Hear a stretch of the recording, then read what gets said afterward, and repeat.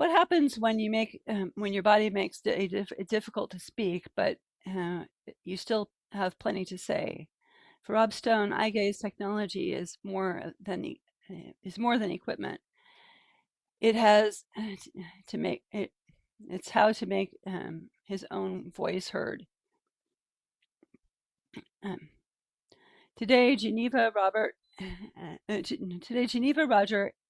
Stone um, and Angela, his direct support professional who helps him with his eye gaze, returned to discuss Robert's rare condition, DYT-PRKRA. Um, the the realities of caregiving and why supporting someone should always include listening to them. Welcome to Rare Connection. I'm your host, Joanna. We'll go, Rob. Welcome to Rare Connection. Before we talk about your diagnosis or any technology you use, what would you like people to know about you? I am an artist and advocate with a rare disease. I enjoy going on dates with my girlfriend Caroline and hanging out with my other friends, playing Challenger Little League Baseball, watching movies like Star Wars, drinking whiskey, and causing trouble. Dr. Roger, you do during the conversation with Geneva, but this is the first time our audience has gotten to meet you. Could you introduce yourself and tell us a little about your role in Rob's life? Um, yeah, so I'm, of course, Rob's dad, um, which, somebody with a rare, son with a rare disease that, becomes much more all-encompassing, encompassing occupation than just being a regular dad. Um, in my spare time, I work in politics, and have to identify myself, of course, as the other or not Trump, Roger Stone. Geneva. So let's go back to the beginning. What were the first signs when something was different? Well, the first signs were very sudden. It has been classified as a sudden onset genetic disorder, and man, was it sudden. Uh, Robert had over the first year of his life, especially during the second 6 months of his life, had episodes where he appeared, say, clumsy, that seemed a little odd, but they were clumsy in a way that didn't last. So you would think, oh, he just lost his balance, this, that, or the other thing happened. And then he would just be perfectly fine and moving, the way typical people move. And when everything came to a head, that was the day I picked him up from his babysitter, brought him home. The babysitter had been concerned. Robert seemed tired. She said his eyelids were droopy all the time. I later learned there's a medical term for that neurologic condition called ptosis. And he'd had trouble doing things and had trouble. He wasn't quite walking independently yet, but he could hold a single finger and walk and things. And he'd just been having difficulty with balance and things like that. And we had just been on a quick and very fulsome trip to Canada to visit my husband's family. And it had been, really fast and tiring. And so I just thought, oh, Robert's tired, So got him home, set him on the living room rug with some toys. walked into the kitchen to get a couple things done, heard this thud, went, racing back into the living room to see what had happened. And Rob was just kind of lying sideways, um, fallen over, stunned, not responding to my voice. And it was a strange kind of falling over. It wasn't a falling over like, collapsed on the rug with, everything limp. It was like, some kind of statue that you topple over and the limbs all, and arms and legs and everything just kind of stay in the same position, like you're frozen. And so obviously I was really scared and alarmed, and I was like, racing over to him, calling his name. And then all of a sudden, just boom, like snapping your fingers, um, he was just back to normal. And he was sitting up and he was fine. And, I often use an analogy that probably most people wouldn't understand at this point because we don't remember VHS tapes. But I guess we still have that with digital films. I mean, you can pause a film, right? And everything is frozen in place. And then you can hit play, and all of a sudden the film starts again. And that was exactly the way that it was. Like someone had hit pause and everything had frozen, and then someone hit play and everything resumed. Hmm. And so Robert seemed, you know, tired at that point, and it was getting to be his bedtime. He was little. He was, just over the age of 1. And so I decided, I'd rock him to sleep and get him down to bed and got him in his pajamas, and he's sleeping in his crib. And Roger came home from work, and I was, really unsettled, and described what had happened. And we were just kind of thinking about, well, what would cause him to lose his balance? Because that was the only lens we could see it through at that point in time, even if it was weird, right? And Roger thought, well, maybe he has an ear infection, I mean, call the practice in the morning. And I'm like, okay, yeah, I'll do that. So, he slept through the night just fine, got up in the morning, roaming around, eating his breakfast, then he was crawling around the living room. And then I didn't even have a chance to call the clinic yet because it was like a 45-minute drive. So I got in the shower. Robert's playing with some toys in the bathroom, and all of a sudden he just froze holding a toy.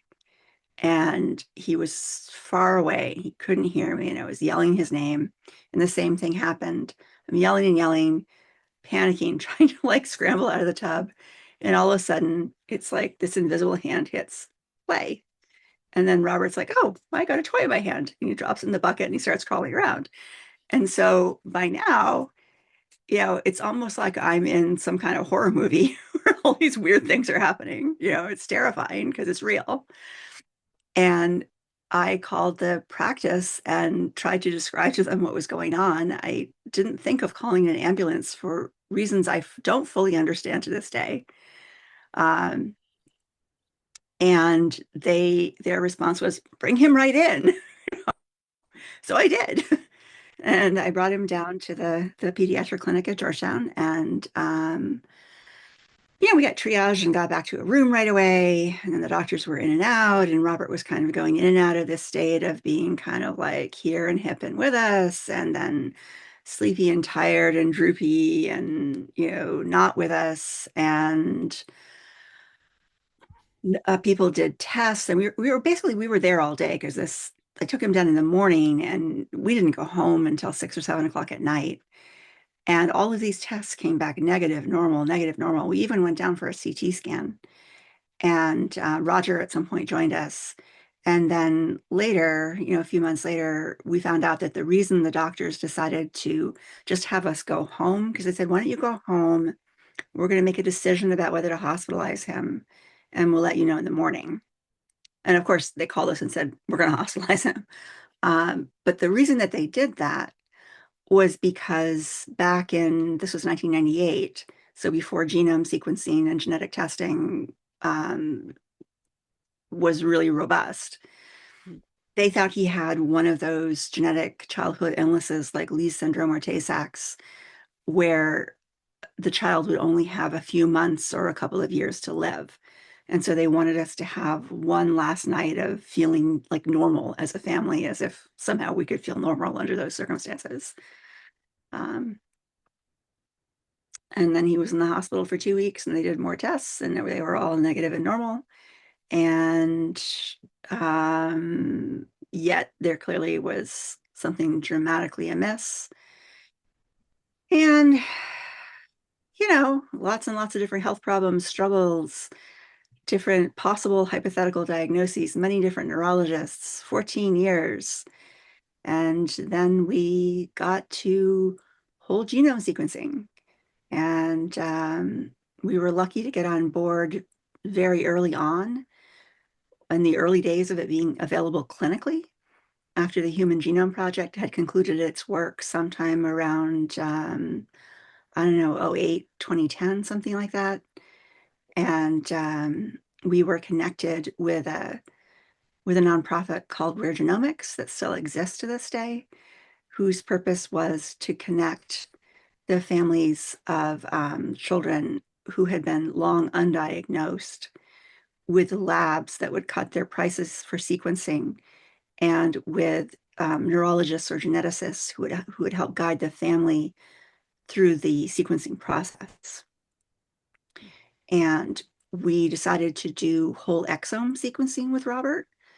The exome, as I understand it, I think I'm still right, is roughly 10% of human DNA, but it includes all the protein encoding genes, so obviously the place to start.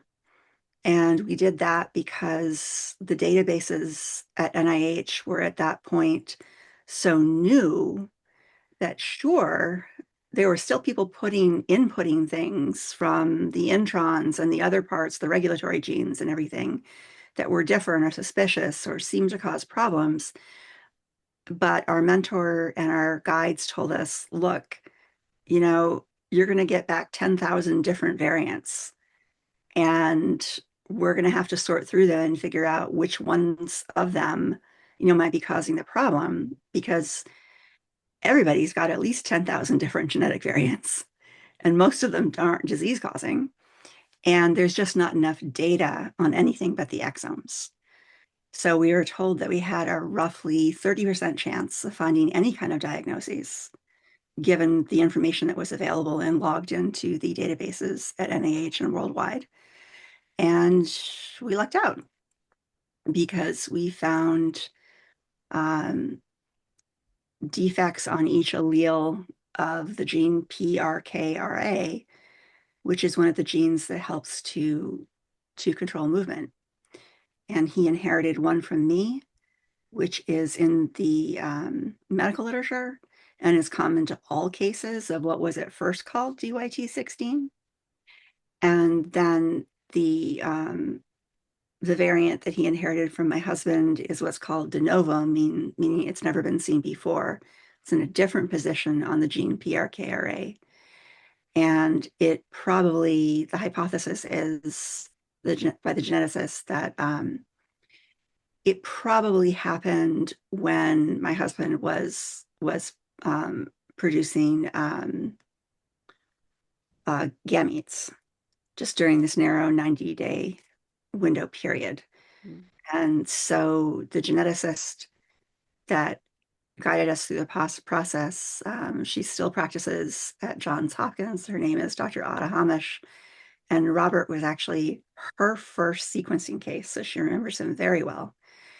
And she refers to it to this day as a 1 in 3 billion chance happening. So what were Rob's earliest symptoms?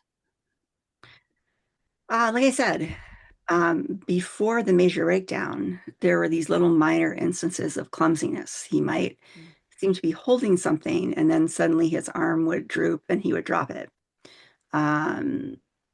He might be standing, and cruising is when toddlers hold on to something like a coffee table or the edge of a bed and then take steps. He might do that, and he might fall over or fall down. Little things like that. And of course, toddlers, kids that are learning to walk and do all that kind of stuff, well, Sometimes they lose their grip on things. Sometimes they fall down. And the dystonia that was presenting was at that point presenting in this like super concentrated way. So it was literally just a blip. And it would seem strange to you when you saw it, but it didn't persist. He just snapped back to normal. So you would kind of shake your head like, what did I just see? Oh, but now he's fine, right? Mm. So it was that kind of thing. And then at a certain point, like most genetic diseases, the body reaches a point where whatever malformed protein is being produced reaches toxic levels in the body tissues. And that's when the disease presents itself, full force in a way that is inescapable. So what conditions? Oh, okay, so you mentioned Tay-Sachs, and there were Mhm. other conditions. So, was he misdiagnosed with those, or were they just conditions that were ruled out? Initially, those were conditions that were ruled out.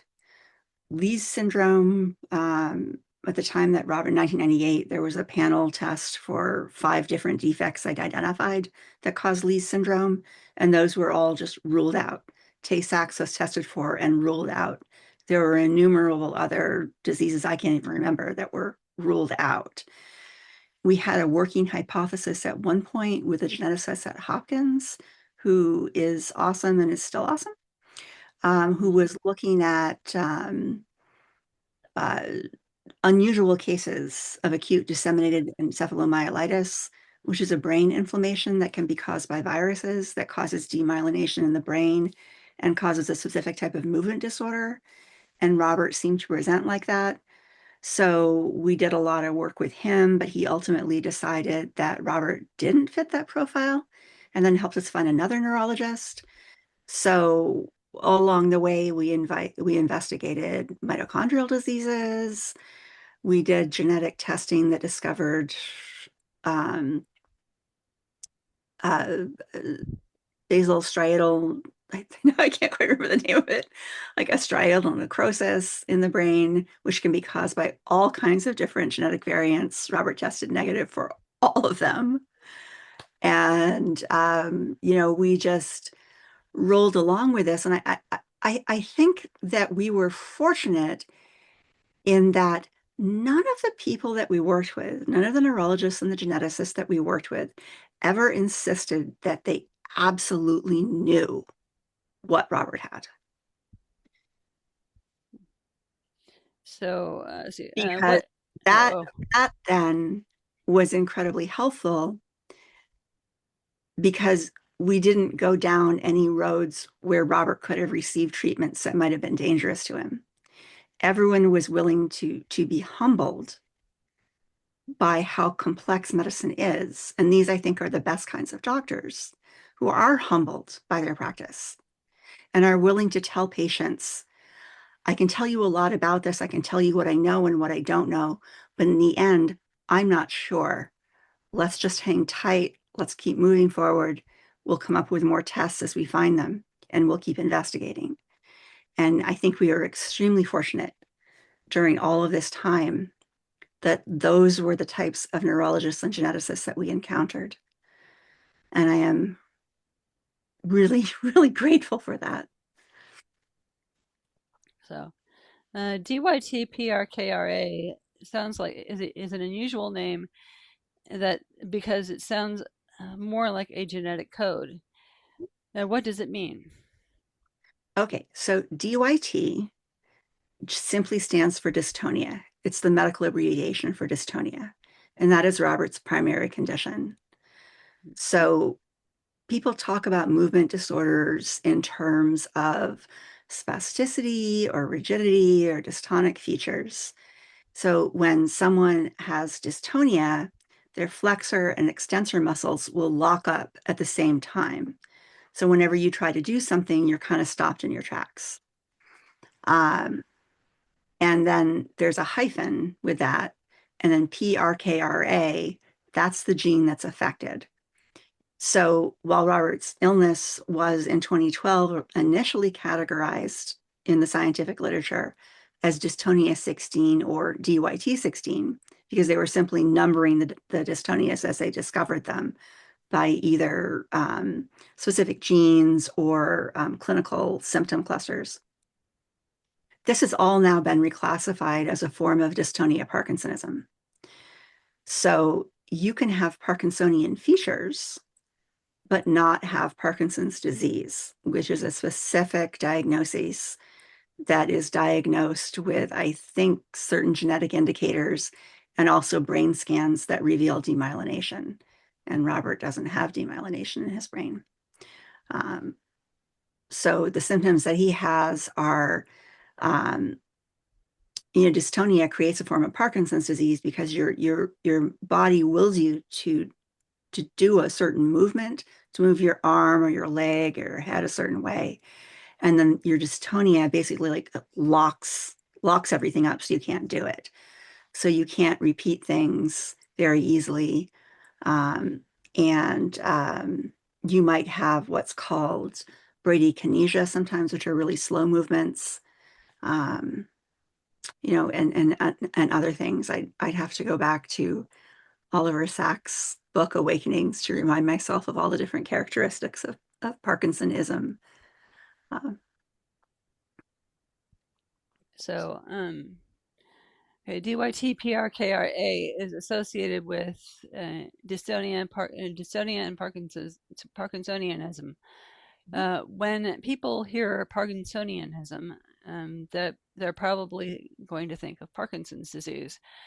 Uh, can you tell? Can you identify any of the different, like what's similar, what's the same and what's similar, what's different? well, as I said, from my memory of talking about this long ago with Mm, doctors, Parkinson's disease is itself, it's a rich field of study. I think there might be genetic markers for it. It can also be caused by environmental stressors. It causes certain patterns of demyelination in the brain, and it has its own specific progression. One of the things that I've learned about Parkinson's disease is that most people associate it with tremor, but tremor is not an essential part of Parkinson's disease. You can have Parkinson's disease and never have shaking or tremor. So Parkinsonism is when you have symptoms that are like Parkinson's disease, but you don't have Parkinson's disease itself. So the So, scientific community is looking at the way in which the same motor problems are driven by different diseases and disorders. and in Rob's case, um, the damage, to his brain, is in the basal ganglia, which is the same place that it primarily is in Parkinson's, and is also affects dopamine. hmm So the first medicine that Rob was put on that had an effect, and he's still on, um, is Sinemet, which is a medicine that provides you with dopamine and is also the main, I believe, the primary medicine that they've been giving people for Parkinson's for decades. Yes, although research has also found that levodopa-carbidopa, which is what or carbidopa-levodopa, either one, which is the generic name for the brand name Sinemet, can also assist or help with a variety of movement disorders. So it's a really versatile drug. It sounds almost like cinnamon. Yeah, Mhm. Is there yeah, cinnamon in no. it? Say, because It, they it do comes use it. it comes in if you can take it by mouth. I mean, the early iterations of it were Cinemet 10-100. So it's got, I think, I'll get this mixed up, but like 10 milligrams of carbidopa or levodopa per 100 milligrams of carbidopa. I think carbidopa is the buffering agent. And then there are yellow pills, 25, 100. And they've moved on to making release, 24-hour release tablets. They have jejunal pumps that people can use because Sinemet is activated much more readily in the jejunum. It has to actually bypass the stomach acid in order to have an effect. And then most recently, and this is the intervention that's helped Robert the most, is there's a company called AbbVie that has manufactured a subcutaneous pump for carbidopa levodopa. So that medication, their brand name is Vyalev, and it's a highly concentrated liquid form of carbidopa levodopa. And much like an sub-Q insulin pump, you put on a cannula with a needle that sticks into, in Robert's case, on his abdomen. I think with people who have diabetes, for example, they stick it on their upper arms, and then you have a pump attached to that delivers the medication directly to your skin, and it gets into your bloodstream much faster. And you can also, as opposed to taking a pill, where the pill enters it gets into your digestive system and metabolizes, and you have a metabolic peak and then a metabolic fall off. When you use a subcutaneous pump, you're able to maintain a steady level of the medication at all times. And that has tremendously helped Robert to be able to do a lot of things people take for granted, like move his arms around, um, move his head from side to side. And we're even experimenting now with what they call a speaking valve in speech therapy, which can attach to his trach and allow him to make speech sounds. And we just discovered that was possible with Robert. And so we're hoping soon to follow up with a speech language pathologist who can help us decide whether Robert can use that safely or not. And that might give Robert an ability to make some speech sounds to indicate yes or no, or other things that Robert would like to say. So, Angela, could you show the people at home that they've been looking at the pump the whole time? Oh, yes. It is right here. There's a little screen here, very high tech. And then there is a tube, a very small tube. It's like probably the diameter, a little less than, say, the inkwell of a Bic pen, right? Mhm. And then, like Geneva was explaining, there's a cannula that attaches to his belly, much like an insulin gauge or something like that.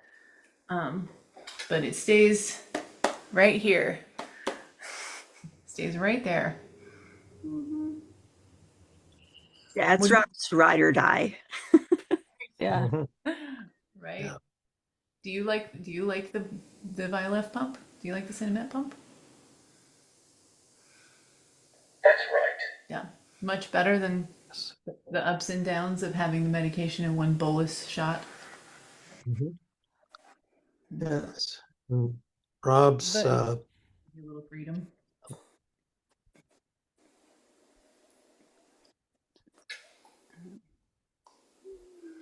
Does it make it easier for you to use the eye gazer? I would say that it does.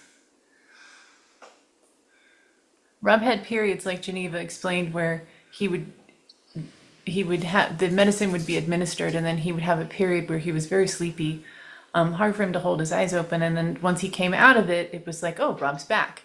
But you could tell there were certain times, especially if we were in some sort of activity that Rob enjoys, it was like, I missed out a little bit, but now he doesn't have he to called it escape. Cinnamon Brain.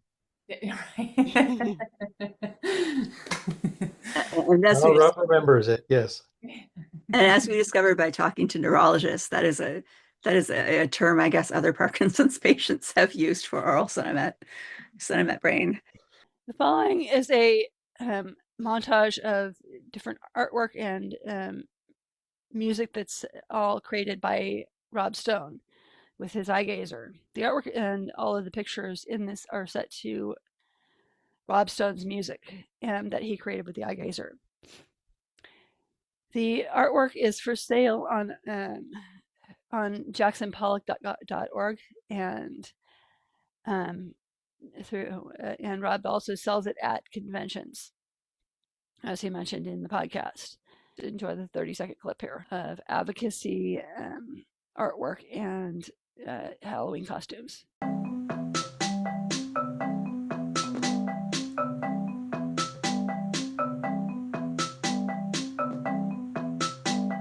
Robert? Robert, is this your song for Sydney? I'm just going to send this to Sydney. So, Rob, what's it like to communicate with your eye gaze? I love being able to use my eye gazer to not only talk but to make art and music.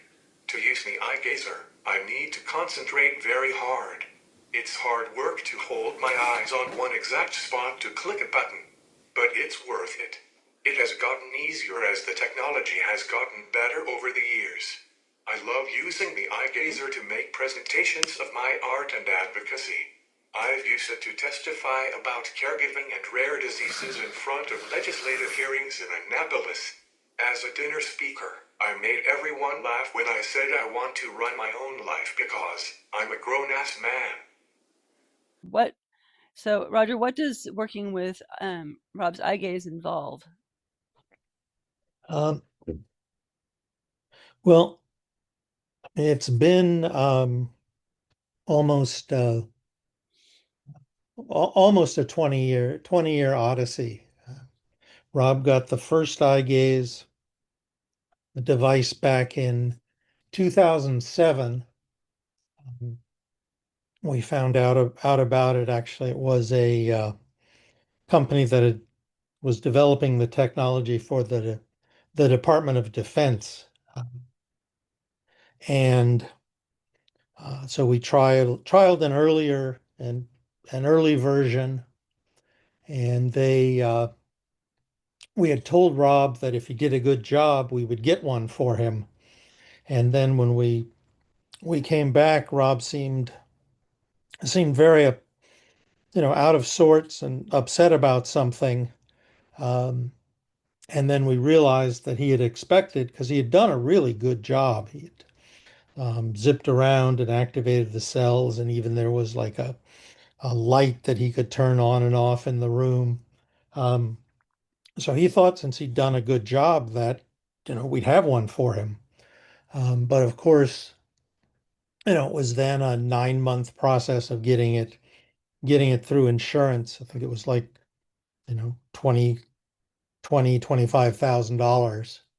And it wasn't at that point really practical. I mean, it took up, like about half of the kitchen table. And if you looked away, it took about 15 minutes to get it recalibrated and reset up. And then about I don't know, five or so years later, it got to the point where it was down to the size of a suitcase, that could fit on his wheelchair, that he could take with him to school and start using it a bit in school. That was also a fight just to um, get them to actually really work with it. Finally, it got down to the point where it was a tablet with just a little like bar with the cameras that clipped on the bottom, and that had gotten down to like $1,000 for the for a tablet off the shelf, then like 1,400 for the bar. And now it's back to being a a solid state all in one device. And because in the meantime, the earlier version at 14,000 is what got approved by insurance. Now you know, now of course it's back up to 14,000. Um, and well, what had gotten it down to being so small and compact was actually gamers started using it, so they could actually move around within the games.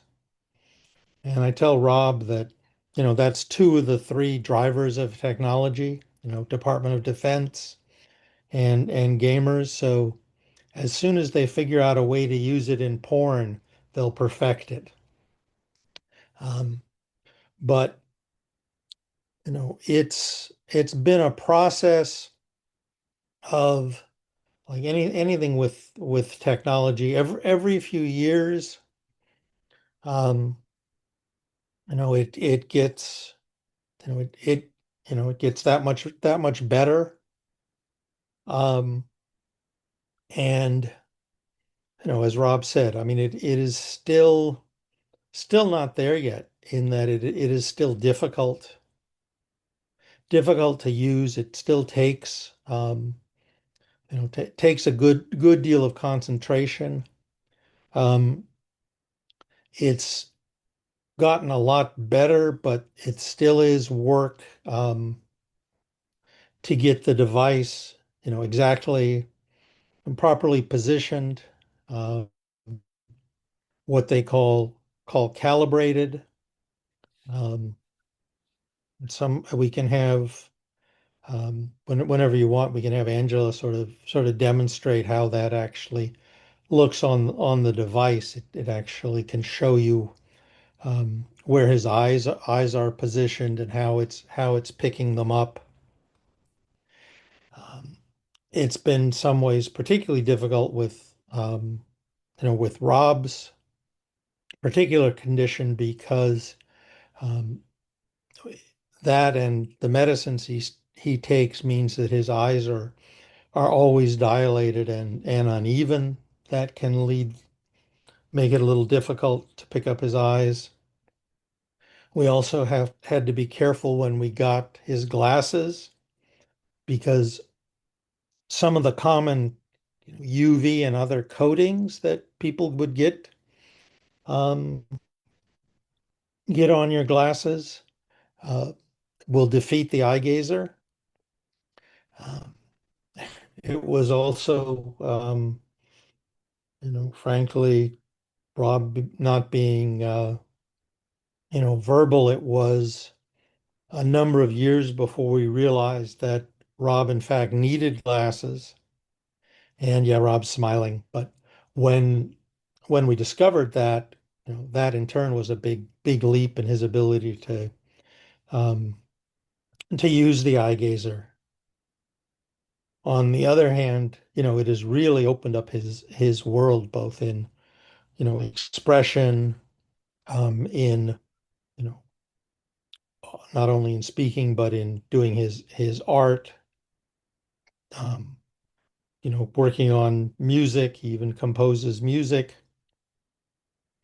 socially, and, really getting people to, take Rob, take Rob seriously.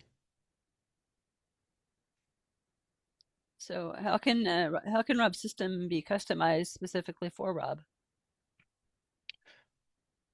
Well, there's a number of different software programs.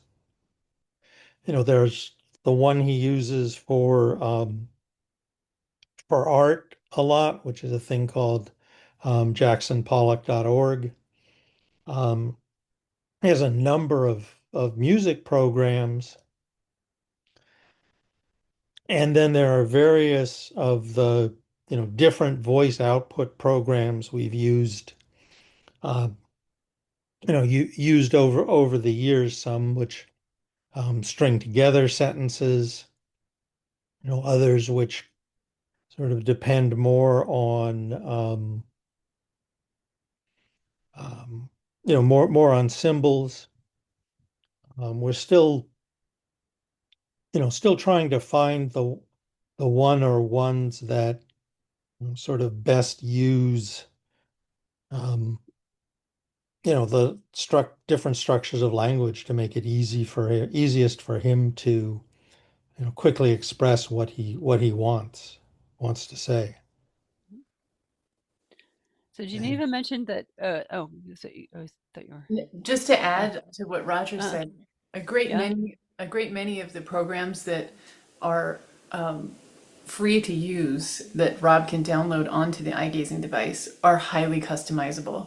So Hmm. quite a few of the programs that Rob uses there are templates, and there are obviously pictures and diagrams that correspond with different words that Rob has known for, I think, correct me if I'm wrong, Roger, since he was quite young. yes, Images that one would use on a pegboard, things like that, that translate to the eye gazer, and then you can customize them based on what Rob wants to say. So if the language isn't sophisticated enough, or there aren't as many colloquialisms added, then we can add those in for Rob so that he has access to them. yeah, yes, that's another no, it's another point is we can add any words we like, or Rob wants, um, as well as Rob can there's a number of different voices that Rob can choose. At one point, he decided to sound like Venom, um, uh, and it also has a number of things that you can choose within it, um, like how long he has to stay on a particular spot to activate it.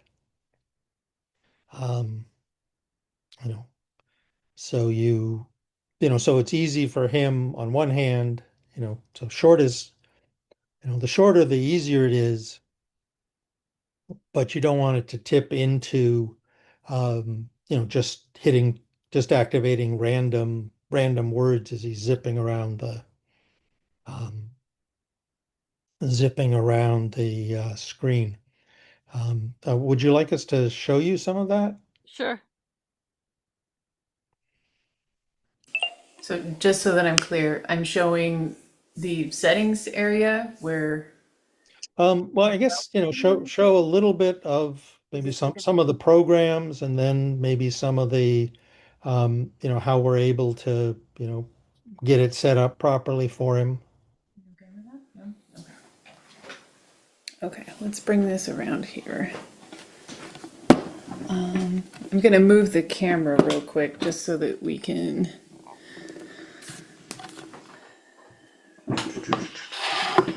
Okay. Can you say that okay, Joanna? Yeah. Yeah, okay. So there is a main menu here, and all of these cells would be a different program that Rob can use. For example, I'm just going to help Rob here for a second. Here's the Jackson Pollock program where he can use his eyes to create Jackson Pollock-like paintings. Mhm. And then there are some other ones that are communication based. I'll just show you a couple of them. This one is called Symbol Talker. Mhm. So there are different pictures and diagrams for different things, but Rob can drill down into these different areas, and some of them will give him very, very detailed information that he can pick from. Say he wants to change his shirt or change his clothes or his underwear or something like that. He can access all of those things, within the clothing area of this one program. Hmm. And then, hold on, buddy. Okay, I'm gonna take us back. And then he has, let's see, there are obviously games that Rob can play on here. He can access YouTube. He can he, he can access MS Paint. He can access, and then we can make, like we said, we can customize. Rob is a huge Star Wars fan. So sometimes we customize pages for him Baby Yoda. just so he can just so he can have fun. Because sometimes it's not always about, direct communication. Sometimes it's about fun, right? Mhm. You just said yes. Sorry, buddy. But and then if you want, we can look at, sorry. You go back in here. Rob and I are both doing this at the same time, so the computer is really, really gonna get cranky with us. Okay, so here's a little bit of an idea of what the calibration and the positioning guide looks like. Right now, Rob is not quite in alignment, so you can see that this little face here, it's only showing one eyeball and it's flashing red. If it were green and both eyes were showing, then we would know that we have it calibrated properly. Rob is having a little bit of an issue with his headrest right now. So right now we can see this is an actual picture from the cameras down here. There are lights. There are 3 different cameras. 1, 2, 3. 1 in the middle, 2 on the sides here. And these beam into Rob's brain. Just kidding. These are the cameras that pick up Rob's eye movement and the motion in his eyes and his pupils. So right now I'm looking at it and I can see one of his pupils on the screen here has a red X in it and one of them has a green X. So I can tell by looking at that it's only picking up one of his eyes, which doesn't mean that it won't work. It just means that it's not optimized. Mhm.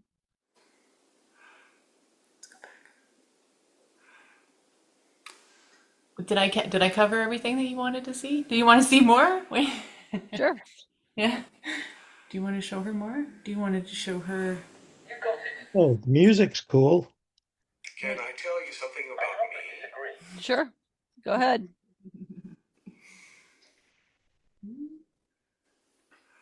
Do you want to tell her about your family, your friends? Things you like, things you don't like?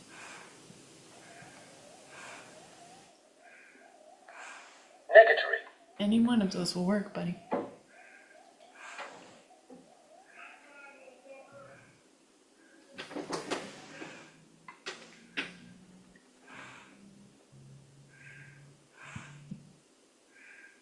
I hope. Can I tell you something about me? Yes. Mhm. I am an artist, and I have my own art website. Oh. So what's the website? I also sell my art products at I am an artist, and I have my own art website. I also sell my art products at conventions, meetings, and craft fairs.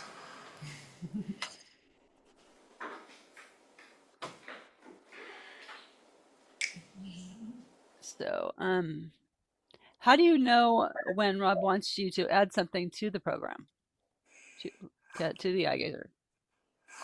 How does he let you know that? I would say that it's ever evolving. Um,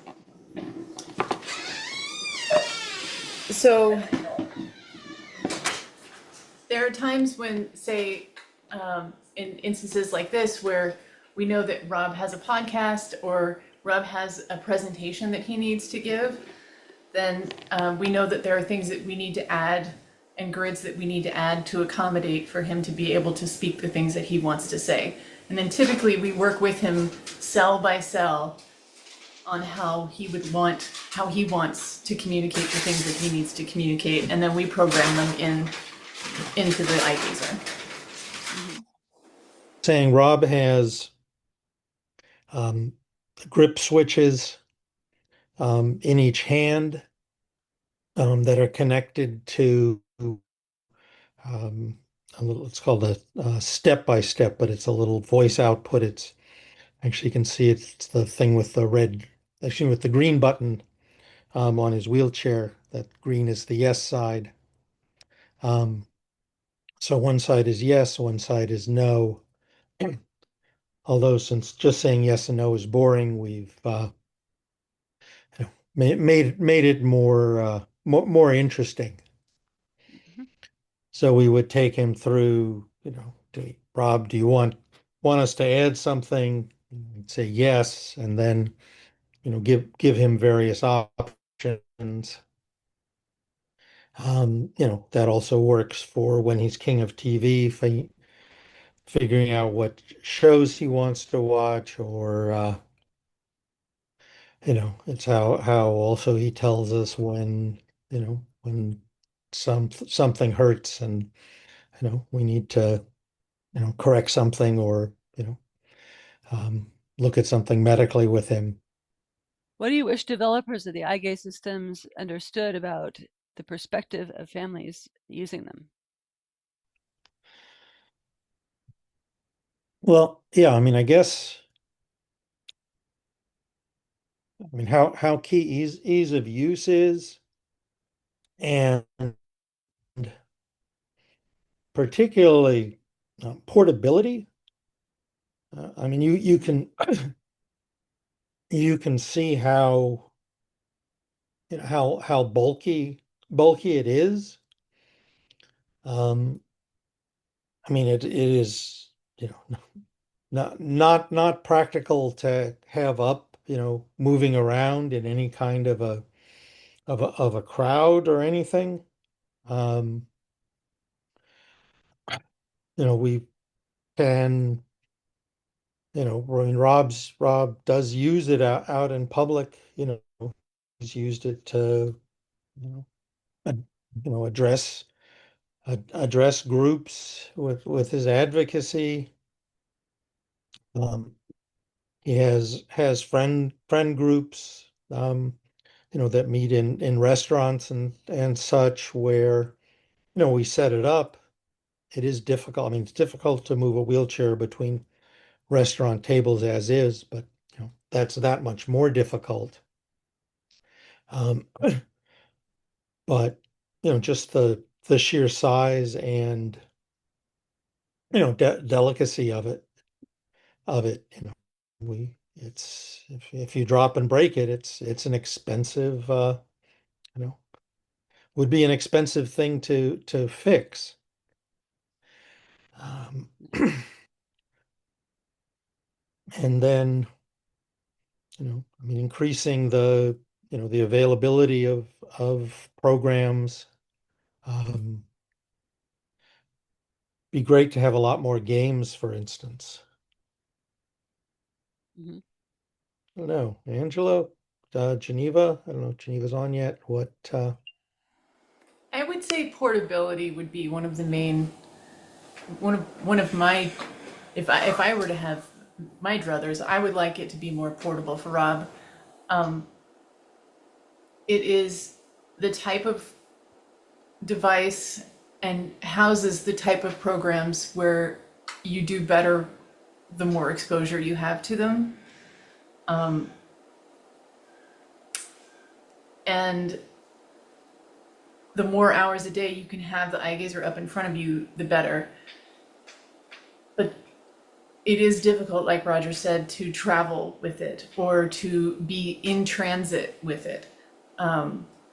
So it needs to be carried with.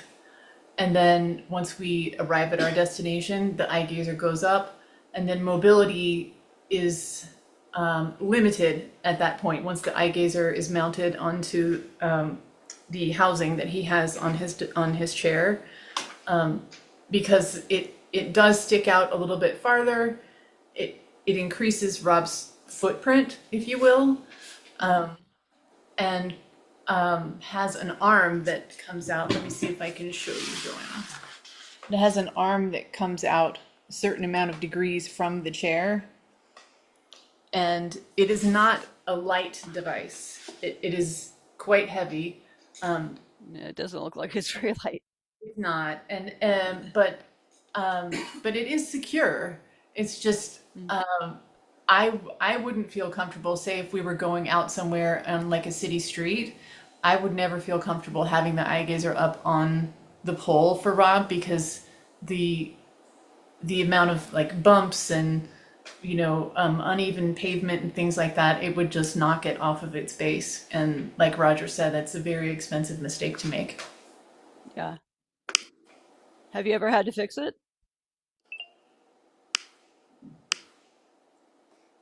I have accidentally, one time when we were out, there's a way that you can put the eye gazer up in a position like this, Mm-hmm. so that one of the chief complaints of folks who I've met who are able to communicate verbally is that the machine is right in front of Rob's face.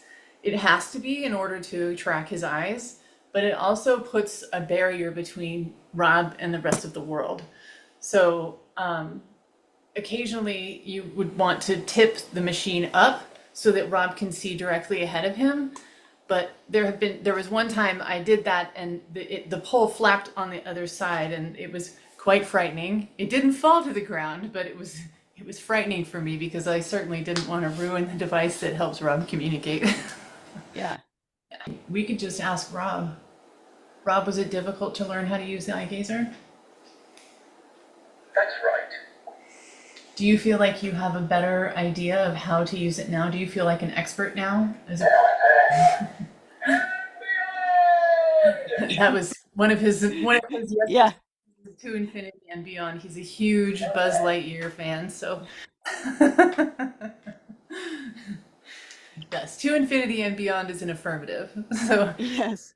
yeah, yeah. So you feel like you're more of an expert now than you were when you first started? Do you feel like you still have a ways to go? Do you feel like you still could learn? Still have things to learn? His arm is moving, but the yes is not activating, but he is saying yes. Yeah. This is kind of like a learn to use a cell phone almost. Somewhat. Somewhat.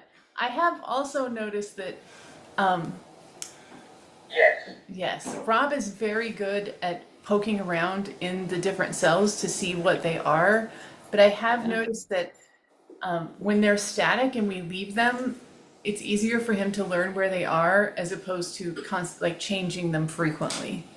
Like, Yeah. does that make sense? Like, it's Yeah. sort of like if you have a number grid in front of you, you know where the one is, right? But if someone moves Yeah. that one, then it's a little confusing because you're used to going to the one where the one is. So Yeah. Rob, uh, we're seeing this from the caregiver's we're seeing this from the caregiver's perspective.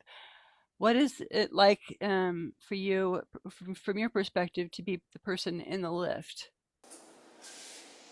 Damn straight. When I am using my lift, I feel like I am flying. It feels safer in the mechanized lift than when I'm in a manual lift or people are moving me without any lift at all.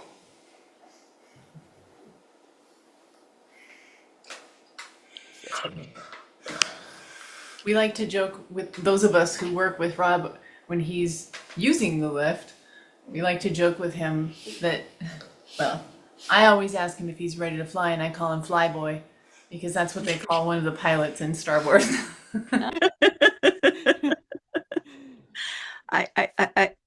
As my father would say, very carefully was always his answer to everything. It takes a great deal of agility. Medicaid home services are an important part of that balance because they allow us to hire nurses, or Rob to hire nurses, and Rob to hire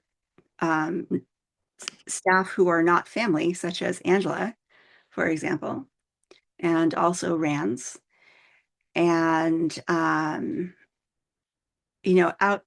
outside those parameters, it's complicated because Rob is 29 years old.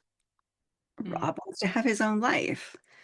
Once you get into the world of rare disease and medical complexity, most states, including Maryland, make it really, really difficult for parents and their adult disabled children to have a healthy separation. There is an extraordinary amount of gratuitous care that is either required or foisted upon you, and there aren't a lot of guardrails that protect parents or participants. It's just one of the major flaws of our Medicaid home system. And I can only hope that as time moves forward politically, that Congress will correct the Medicaid statute and make Medicaid home and community services mandatory for all people with disabilities. Okay, so again, this is another one for you guys. What parts of caregiving do people outside of your home rarely see? All of it. Um, well, and I mean, frankly, a lot of it they don't see because it is so socially isolating. Um, you know,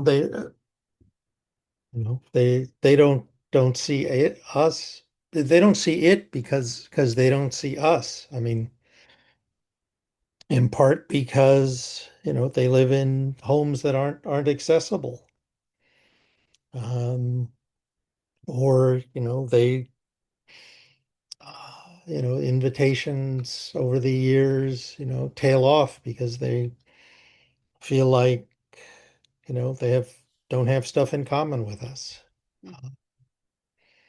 I don't know. I'm sure, Geneva, you have a lot to add on that.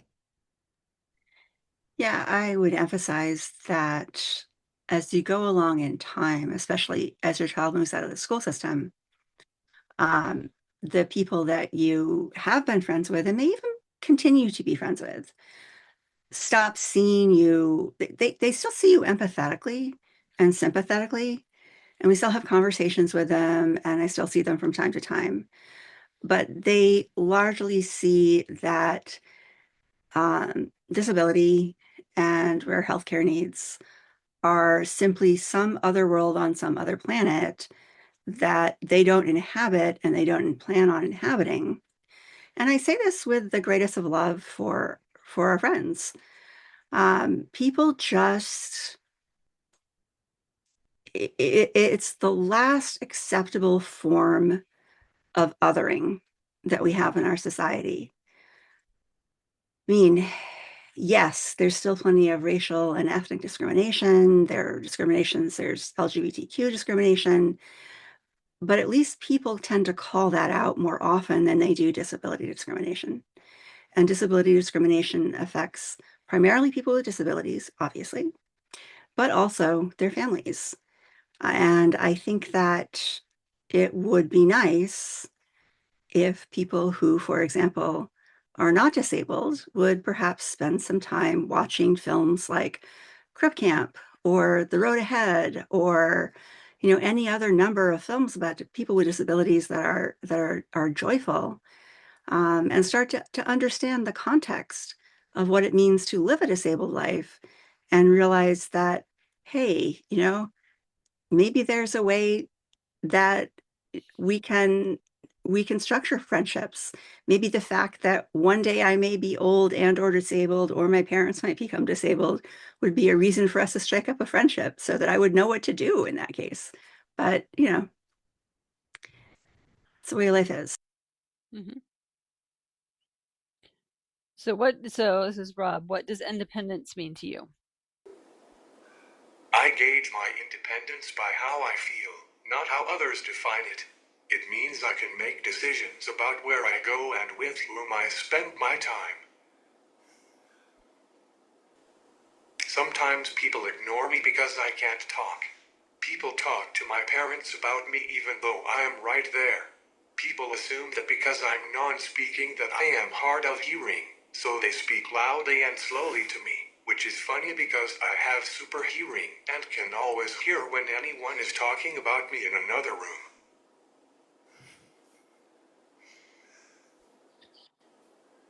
Yeah, and I Yes. vouch for that because we've had to whisper sometimes to keep holiday secrets and other things away from Rob, like in another room. Yeah. Yeah.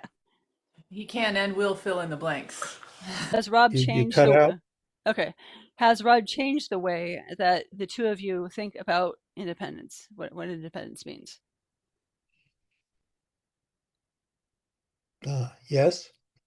How? Um,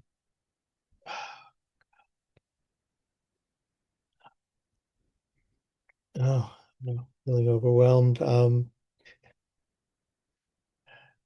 Geneva? Sure. So I think that from a disability rights context, that independence isn't an absolute form of freedom. It is the freedom that you achieve using the supports that are available to you. And you want to have supports that are high enough to meet your needs, to be independent in the ways that are important to you. So, for example, I think that for Rob, although I hesitate to speak for Rob because Rob has already given me the stink eye again, see this.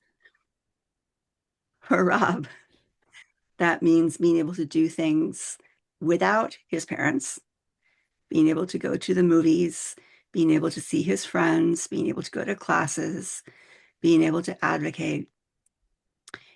For me, it means Rob having a level of Medicaid home supports that allow me to do projects and work that are meaningful to me. And that it's always going to be a struggle for the parents of people who have really complex disabilities and complex medical needs, because the state, you just have to look at this through the social model of disability, that it isn't the person, it's the systems in their way and the barriers in their way. And in our case, at the moment, we're undergoing a profound period where the state of Maryland is simply unwilling to let any of us have the independence that we need in any meaningful way. And it is a process that is gradually, frankly, breaking my heart, because as Robert's mother, I I feel morally compelled to make sacrifices in my own life to ensure that Robert has independence, even if it costs me my own independence. Yet at the same time, I feel perfectly justified in being deeply resentful of the state of Maryland for blocking my ability to be a person in my own right. Um, so See, Rob, when did you become interested in advocacy? That's right. During the fight over Obamacare, I saw protesters in wheelchairs in the Capitol arrested. Around the same time, in response to the Charlottesville Unite the Right rally, I went with my dad and some of our neighbors to Wisconsin Avenue and held up a sign that said, "Honk for love." That so many people responded, honked and waved, made me feel like I had a voice and that people would respond to me. Roger, what has it been like watching Rob develop from someone who wanted to protest into an experienced advocate? Well, I guess as somebody who's, been in you know, that world for decades. I mean, it's been kind of you know, kind of amazing you know, profile and impact, Rob's had. I mean, you know, um, you know, Jamie Raskin and the governor of Maryland, and all his legislators all you know him by name, and Nancy Pelosi comes over and says hello when she sees him, and you know um we have it's hard to hard to see it in the way in the back. Rob's Wall of Fame with, pictures with him with all of those, um, all of those folks. Um, and he, sort of really has even without, you know, speaking, really has a presence that's commanded attention. Yeah, true. Let's see, Geneva and Roger, is there anything that we haven't talked about that you think families or healthcare professionals need to hear? Well, I mean, I would add, I mean, since the diagnosis and because Rob's condition is so unique. He still, as far as we know, is the only confirmed case in North America. Um, so, and he's very proud of this, and he was very eager to do this, has actually donated some of his cells for research. Um, and we've been in touch with some of the researchers who are actually working on Rob's cell lines. Um, One of them down in who's working, Dr. Patel, and she has a lab down at the University of South Carolina, and she found that luteolin actually, at least in the test tube, um, prevents the gene from doing further damage. Yeah, So, I can shed a little more specific light on that. So Dr. Patel's lab has been the center of of a lot of study of the body's integrated stress response because the gene PRKRA controls the integrated stress response. And the integrated stress response is activated when somebody has a viral infection, a bacterial infection, experiences environmental stress, even emotional stress, physical stress. And what it does is it helps the body do a controlled cell apoptosis, cell death, in order to get rid of the cells that are infected or damaged. But in people who have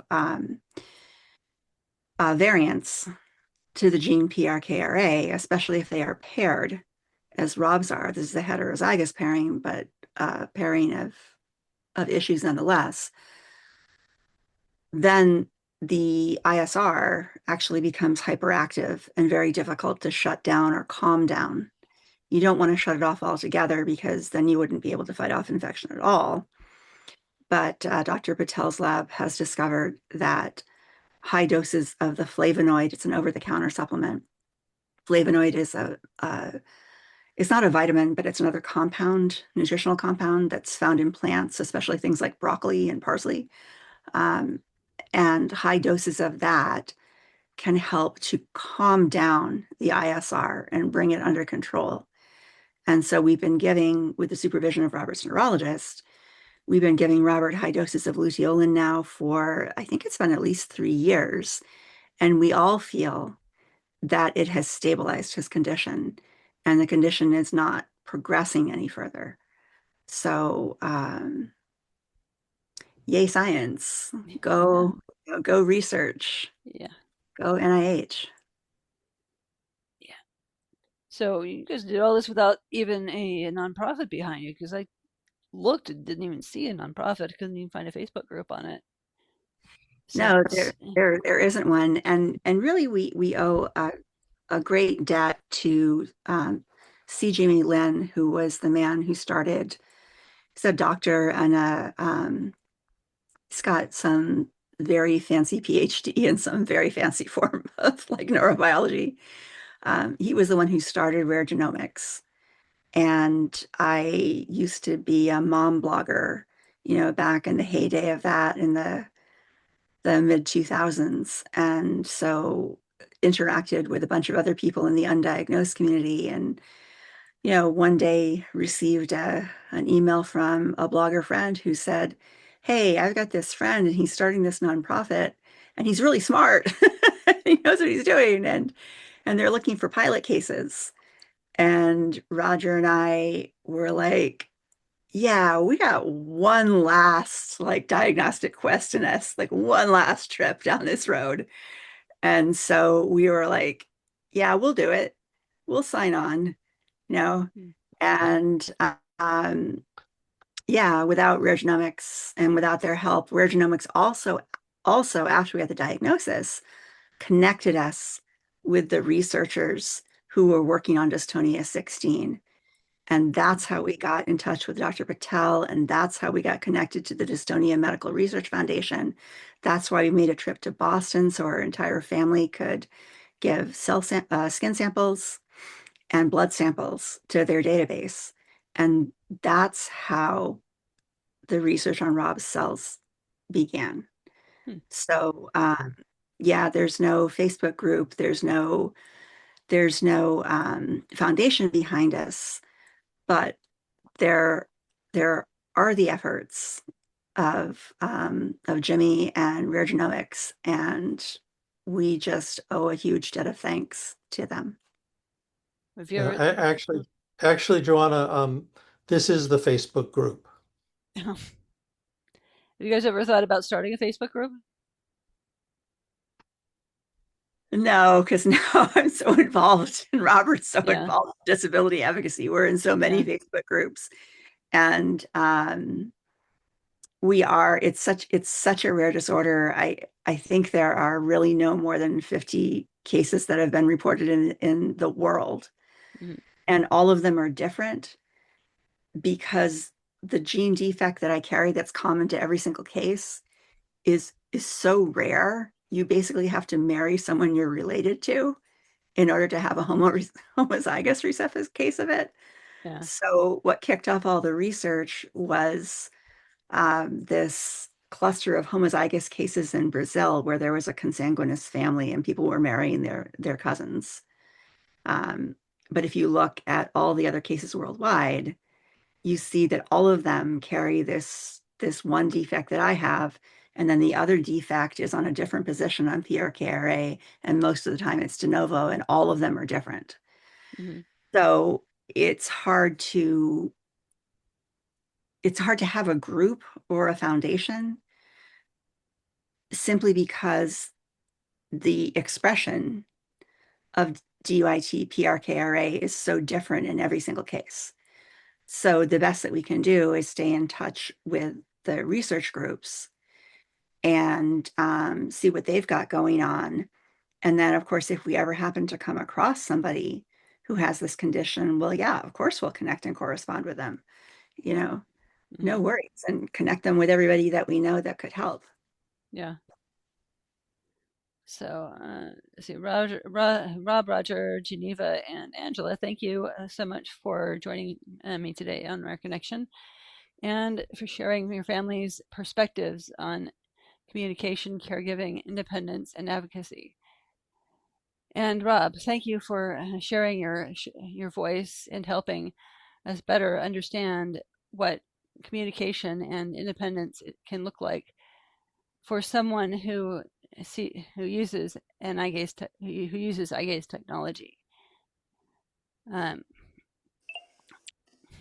so Thank you for let's having me see. on your podcast and listening to my perspective. My guest will be Dr. Elliot Segal, a uh, pioneer radiologist, medical informatics leader whose work helped move radiology from film into the digital era. We'll discuss how medical imaging and our artificial intelligence and data-driven medicine are helping make cancer care more precise and explore the growing field of theranostics.